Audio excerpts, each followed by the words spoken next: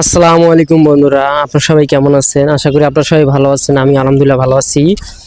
আজকের শীতের আবহাওয়া নিয়ে কিছু কথা বলবো। তো আমি এখন অবস্থান করতেছি গাইবান্ধা রেল স্টেশনের এই পাশে। তো আমার সামনে এক ছোট ভাই আছে, তাকে আমি জিজ্ঞাসা করব যে আজকের শীতের আবহাওয়া কি।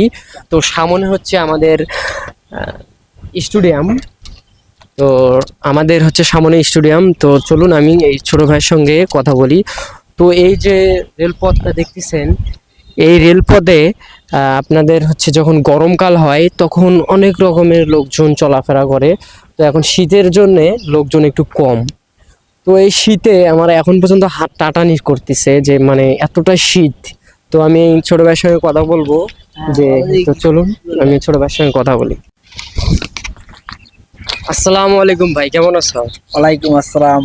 আলহামদুলিল্লাহ, কাইফা হালুকা। তো ভাই, আজকে তো শীত প্রচুর, আপনার কাছে কি মনে হচ্ছে?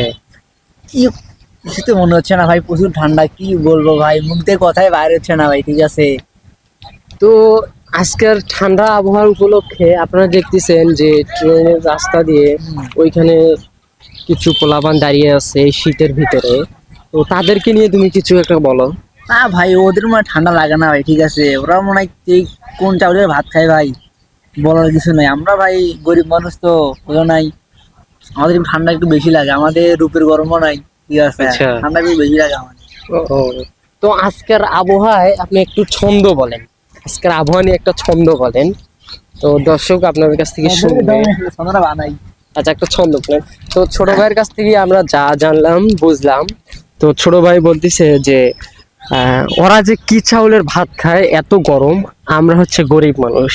তো ভাই, গরিব সবাই, বড়লোক সবাই, সো সিদ্ধান্ত আপনার। শীতকালে কিছু বলার নাই। শীত শীত মানে এই শীত গ্রীষ্মকাল একটু ঠান্ডা পড়বে, তবে আগামী দিনগুলোর থেকে আজকে একটু ঠান্ডার আবহাওয়া অতিরিক্ত। আজকে যেরকম কুয়াশা নাই, কিন্তু ঠান্ডাটা প্রচুর। তো তারপরও দেখতেছেন স্কুলের পোলাপানেরা, স্কুল তো মিস দেওয়া যাবে না, কোচিং মিস দেওয়া যাবে না, যতই শীত হোক না কেন। তো দর্শক বিন্দুরা, আজকে আমাদের ভিডিও করার উদ্দেশ্য একটাই যে আজকের শীতের আবহাওয়া নিয়ে আমরা কথা বলবো। তো ছোট ভাইয়ের কাছ থেকে আমি যেটা জানলাম এবং বুঝলাম, ছোট ভাই অনেক গরিব, আপনারা তাকে সাপোর্ট করবেন। তো গরিব সবাই।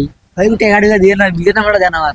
তো ছোট ভাইয়ের বিকাশ নাম্বারটা আমি আমার ভিডিওতে দিয়ে দেবো, আপনারা পারলে একটু হেল্প করিয়েন ছোট ভাইয়ের। এই যে দেখতেছেন, ছোট ভাই আবার কিন্তু ছোট ভাই আবার কিন্তু ফুটবলার। সে অনেক সুন্দর ফুটবল খেলে।